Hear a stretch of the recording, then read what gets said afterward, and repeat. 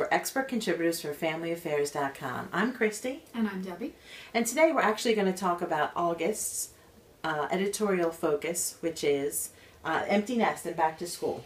Mm-hmm. Yeah, which is a topic that's very near and dear and a little tear-jerking for Debbie and I, because we both have students going off to college this month. And it's very difficult to talk about, to think about your kid taking the next step, but we raise our kids and want them to take the next step, which is really important. But when you have a special needs child, that can be really difficult because you have to do a lot of prep to get them to the next step. If I had a nickel for everybody who's asked me lately. So, you guys got to be empty nesters soon. Yeah, honestly, it's surrounding us.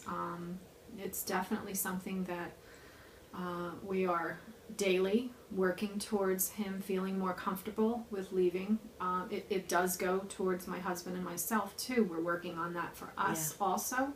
Our main concern is the comfort that Jordan has with going off to college, because there is a lot of anxiety involved. Oh yeah, absolutely. And sometimes he doesn't talk about that. So we're working on lots of different ways of communicating about this.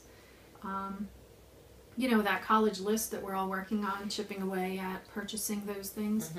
Mm-hmm. Those are things that are those real reminders. The area in my house is getting filled with comforters, bed bug mattress covers, you name it. Toenail clippers, shampoo. My head swirls to the list, the fan, the light, you name it. And it's definitely coming to the end of a road. I think we could start our numbers of the days left that we have on the calendar. But it's all about trying to make sure that they're going to be happy in their next part of their life. And, you know, it doesn't always make us happy, but we know that if our kids are happy, then, you know, it's that much better and that much easier for us. Mm-hmm. So it's all work in progress. Definitely. I know you reached out to a friend and asked her what she thought. Tell that story. That's a good one. I've been reaching out to a lot of people, but my one particular friend told the story that, you know, she was left at the dorm by her parents, and she said at the point of, and this was going back 25 years, so things may have been different. Maybe parents do more now, but she said she felt really better about that, because then she could set up her room the way she wanted to and do all the things and be independent. And she said she never really thought about her parents driving away.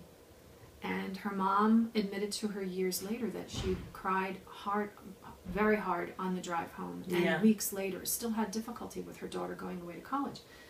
And, you know, I just know that probably as soon as the door shuts, or maybe while I'm still in that dorm room, it's going to be very hard for me. Yeah, and I think it's hard right now to try and decide, how much do you do?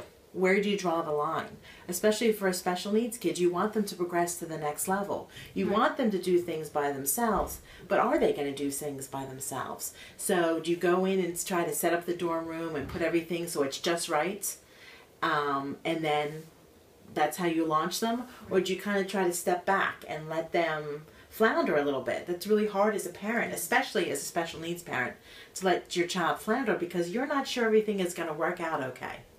So that can be really difficult. So that empty nest thing is going to be a definite challenge for us. And that's all we're going to say, or else we're both going to start crying. We're already starting.